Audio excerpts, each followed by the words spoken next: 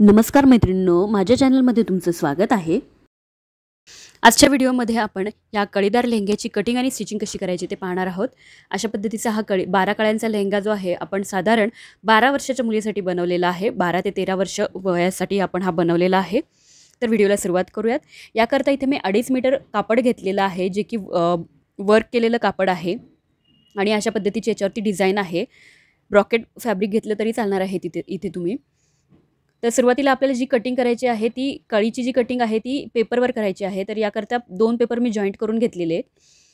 32 inch मुलीची कंबर आहे, भागिले 12 करून घ्यायचं आहे आणि जे मेजरमेंट येते तर ते आहे 2.66 इंच मेजरमेंट येतं। तर आपण इथे विथ मार्जिन यामध्ये घेणार आहोत 3 इंच। पेपर डबल फोल्डमध्ये ठेवला आणि बंद बाजूने आपण अशा पद्धतीने मार्किंग केलेलं आहे। आता हे 3 इंच मार्किंग कसं केलं तर आपण 3 इंचावरती टेप जो आहे डबल फोल्ड केला आणि मार्किंग केलं। त्यानंतर उंचीसाठी कळीची उंची किती घ्यायची तर 2 इंच आपल्यावरती घागऱ्यामध्ये बेल्ट लागणार आहे। 2 इंच टेप वर ठेवून आपण 35 इंचावरती मार्किंग करून घ्यायचं आहे। अशा पद्धतीने हे पहा 35 इंचावरती एक मी मार्किंग करून घेतलं। मार्किंग केल्यानंतर आता अशी सरळ लाईन जी आहे ते आपल्याला आखून घ्यायची आहे।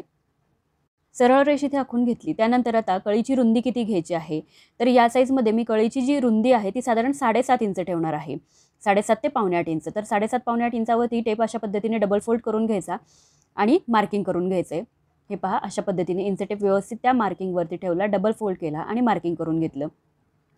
आता पट्टीच्या मदतीने आपल्याला हे 2 पॉईंट्स जे आहेत ते कनेक्ट करून घ्यायचे दाखवल्याप्रमाणे।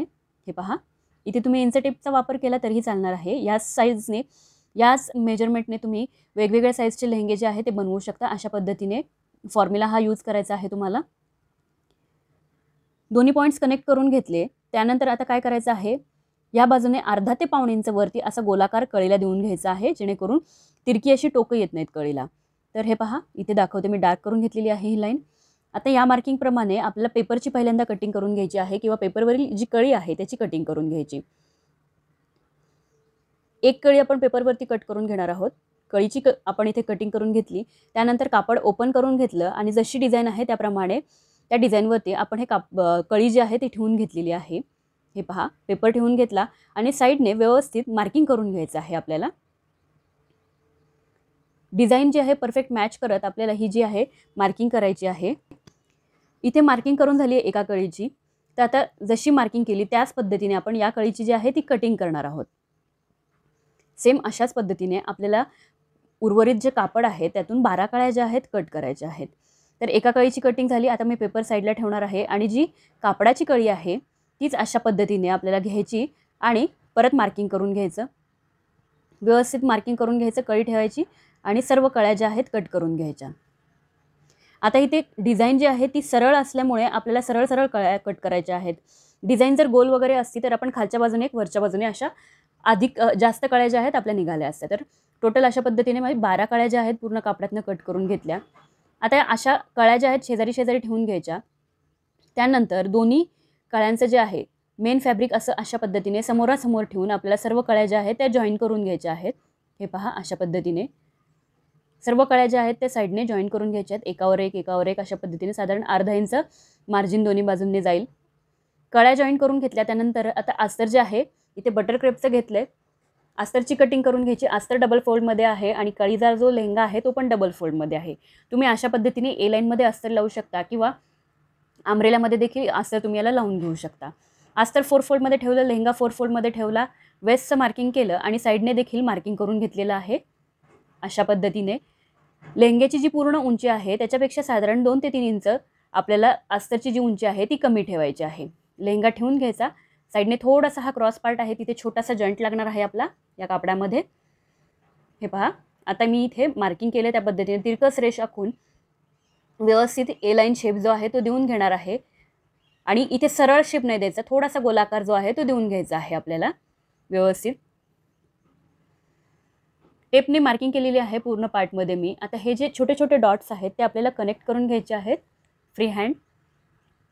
छोटे जे डॉट्स आहेत ते व्यवस्थित कनेक्ट करून घेतले, मार्किंग करून घेतलं। आता केलेल्या मार्किंगप्रमाणे कटिंग करून घ्यायची आहे अस्तरची देखील आपल्याला। ए लाईनमध्ये अस्तर आपण इथे लावलेलं आहे, तुम्ही अम्ब्रेलामध्ये देखील लावू शकता। 12 कळीचा लेहंगा, 14 कळी, 16 कळीचा देखील लेहंगा तुम्ही बनवू शकता। अस्तर कट करून घेतलं. अस्तर आपण आता जे आपलं मेन फॅब्रिक आहे त्यामध्ये लावून घ्यायचं आहे. तर मेन फॅब्रिक मी उलटं ठेवलेलं आहे आणि अस्तर देखील एकमेकांमध्ये अटॅच करून घेतले आहे. दोन्ही पार्ट सेपरेट होते ते. वेस्ट पार्टमध्ये अस्तर जे आहे ते जॉईन करून घ्यायचं आहे व्यवस्थित. असं अस्तर जॉईन करून घ्यायचं आहे, वरच्या बाजूने स्टिच करून घ्यायचं आहे व्यवस्थित. अस्तरचा बॉटम डबल फोल्ड करून घ्यायचा आहे आपल्याला. त्याआधी आपल्याला काय करायचं आहे, लेहंग्याचा जो बॉटम आहे त्यामध्ये हॉर्स हेअर स्ट्रीप जी आहे ती लावायची आहे. आता इथे मी 2 इंच मार्जिन जे आहे ते एक्स्ट्रा प्लेन पार्ट घेतला, जिथे आपण हॉर्स हेअर स्ट्रीप लावणार आहोत. म्हणजे 35 इंचाचा लेहंगा जो आहे तयार होणार, प्लस 2 इंच घेतलं.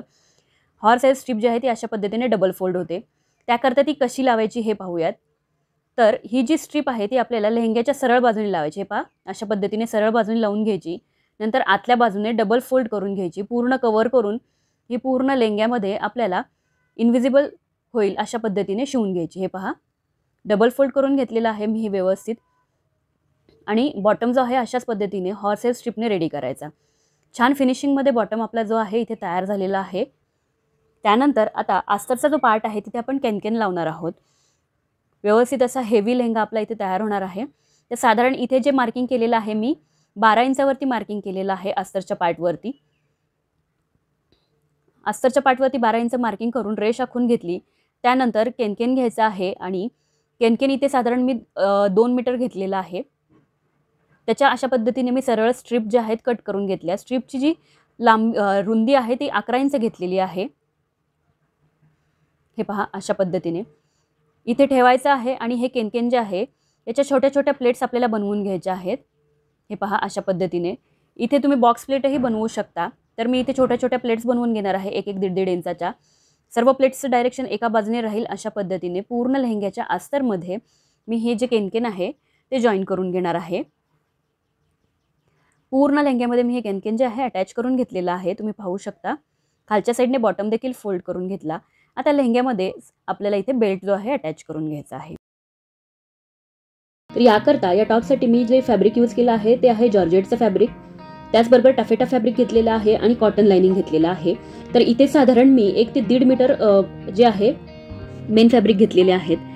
सर्वात आधी आपल्याला काय करायचं आहे, जे कॉटनचं फॅब्रिक आहे ते अशा पद्धतीने 4 फोल्ड करायचं. उंची त्याची मी इथे 16 इंच घेतलेली आहे. तयार 15 इंच होईल. त्यानंतर वरच्या बाजूला 6 इंचावरती मी शोल्डरसाठी मार्क करणार आहे. माझ्याकडची बाजू बंद आणि समोरची बाजू कापडाची ओपन आहे. ओपन बाजूने अशा पद्धतीने 6 इंचावरती आपल्याला आर्महोलसाठी मार्क करायचं आहे आणि सरळ रेष आखून घ्यायची. त्यानंतर इथे चेस्टचा 4th पार्ट घ्यायचा आहे. तुमच्या मुलीची जी पण चेस्ट आहे त्याला भागिले 4 करून घ्या. तर मी इथे 8 इंचावरती मार्किंग केलेलं आहे. प्लस 2 इंच मार्जिन यामध्ये मी ऍड केली. त्याचबरोबर खालच्या बाजूला वेस्टचं मेजरमेंट घ्यायचं, जे की मी 7.5 इंच घेतलेलं आहे. आणि दोन्ही पार्ट्स जे आहेत किंवा दोन्ही पॉईंट्स जे आहेत ते आपल्याला इथे कनेक्ट करून घ्यायचे आहेत दाखवल्याप्रमाणे. दोन्ही पॉईंट्स कनेक्ट करून घेतल्यानंतर आपल्याला आर्महोलचा शेप जो आहे तो देऊन घ्यायचा आहे. इथे मी हा सेंटर घेतला वेस्टचा आणि थोडासा जो आहे आपल्याला इथे गोलाकार जो आहे तो देऊन घ्यायचा आहे.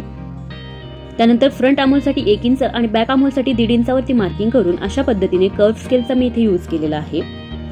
मुंड्याचा आकार देऊन घ्यायचा. तुम्ही फ्री हँड देखील प्रॅक्टिस असेल तर मार्किंग जी आहे ती करू शकता. त्यानंतर गळ्यासाठी मार्किंग केलेलं आहे. 2.5 इंच गळा रुंदी घेतली. त्यानंतर गळ्याची खोली किती घ्यायची आहे, तर हे पहा, इथे 5.5 इंचावरती मी मार्किंग केलेलं आहे. साधारण पुढच्या गळ्यासाठी 4.5 किंवा 5.5 दोन्ही मेजरमेंट्स तुम्ही या साईजमध्ये घेऊ शकता. 5.5 इंचावरती मार्किंग केलं, 5 इंच साधारण हा गळा तयार होईल.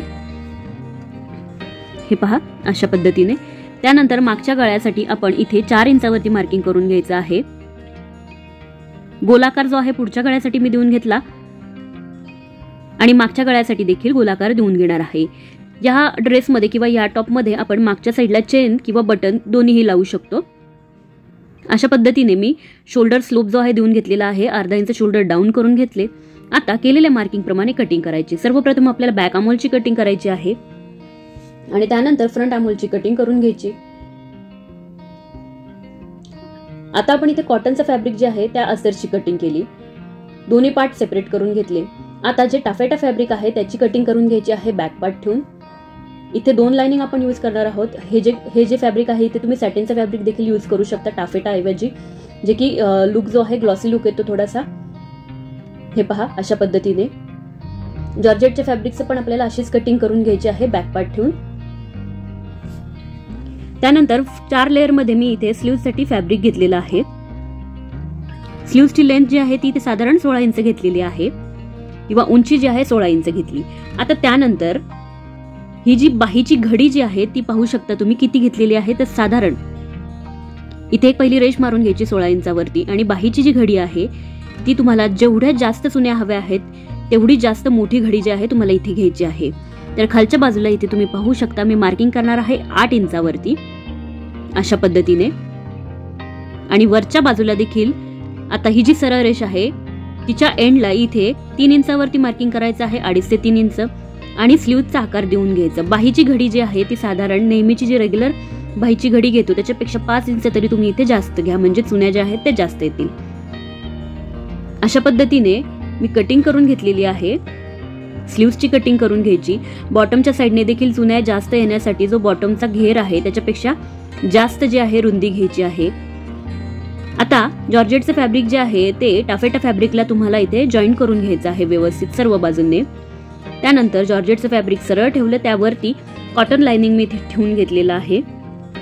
लक्षात घ्या खालचं जे फॅब्रिक आहे ते सरळ आहे. आता इथे गळ्याचा भाग जो आहे तो शिवून घ्यायचा आहे आणि बॉटमचा भाग शिवून घ्यायचा. त्याचबरोबर बॅक पार्ट देखील असाच रेडी करायचा, बॉटम आणि गळ्याचा भाग शिवून घ्यायचा. आता एक्स्ट्रा फॅब्रिक जे आहे ते आपण इथे कट करून घ्यायचं आहे. जो फ्रंट नेक आहे त्यातील एक्स्ट्रा फॅब्रिक मी कट करून घेणार आहे. त्यानंतर छोटे छोटे कट्स लावून घ्यायचे आहेत गळ्याभोवती आणि साईडच्या बाजूने हे पहा हा भाग जो आहे सरळ करून घ्यायचा किंवा सुलट करून घ्यायचा. छान अशी प्रेस करून घ्यायची आहे. आमोल साईडने हा पार्ट जो आहे शिवून घ्यायचा आहे आपल्याला. टॉप स्टिचेस करायचे.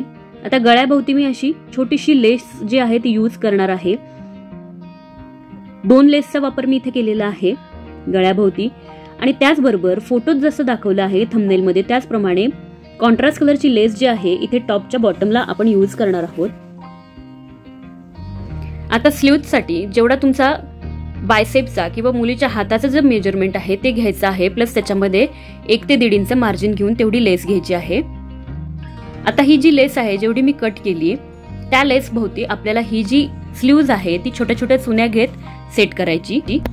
आता इथे मी 2-2 इंचावरती साईडने मार्किंग केलं आणि मधला जेवढा पण एक्स्ट्रा पार्ट आहे त्याभोवती आपल्याला तेवढ्या ज्या आहेत चुन्या घ्यायच्या आहेत. इथे तुम्ही जेवढं जास्त कापड घ्याल रुंदीला तेवढ्या जास्त चुन्या येणार आहेत.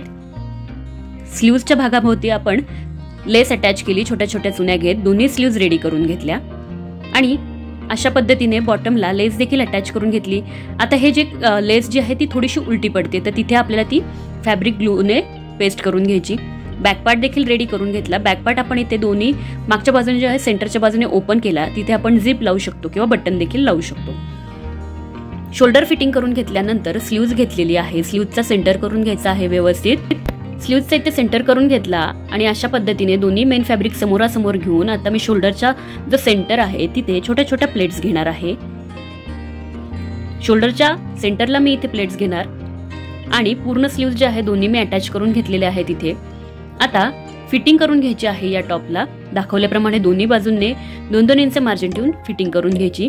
तर इथे तुम्ही पाहू शकता सुंदर असा क्रॉप टॉप म्हणू शकतो याला किंवा लेंग्यावरील टॉप म्हणू शकतो हा तयार झालेला आहे. मैत्रिणींनो व्हिडिओ कसा वाटला हे कमेंट्स करून नक्की कळवा. चॅनलला लाईक करा, शेअर करा आणि सबस्क्राईब करा. खाली दिलेल्या बेल आयकॉनवर क्लिक करा म्हणजे येणाऱ्या प्रत्येक व्हिडिओची नोटिफिकेशन तुम्हाला नक्कीच मिळेल. तुम्ही तुमच्या आवडीचे ड्रेसचे जे फोटोज आहेत ते माझ्या व्हॉट्सअप ग्रुपवरती शेअर करू शकता. तर लवकरात लवकर व्हॉट्सअप ग्रुप जॉईन करा जेणेकरून मी तुमच्या आवडीचे व्हिडिओ बनवू शकेल.